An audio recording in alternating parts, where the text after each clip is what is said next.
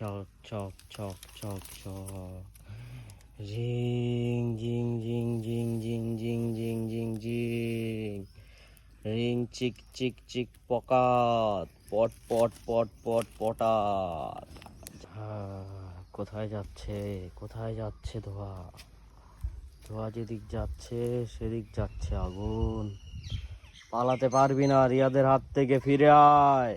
দেখেন সে কি করতেছে, এগুলা পুরো সব জায়গায় আগুন মাগুন জ্বালায় দিছে। আয় হায়, এখন কি হবে? তুমি এরকম পাগল হয়ে গেলা কেন রিয়াদ? কি হয়েছে তোমার? তোমার বউ তোমার থুয়া চলে গেছে দেখে তুমি এগুলা করতেছো? এটা তোমার কোন তান্ত্রিক বুদ্ধি দিছে এগুলা করতে? এগুলা করলেই বউ আইসা পড়বে? কবে গেল তোমার বউ?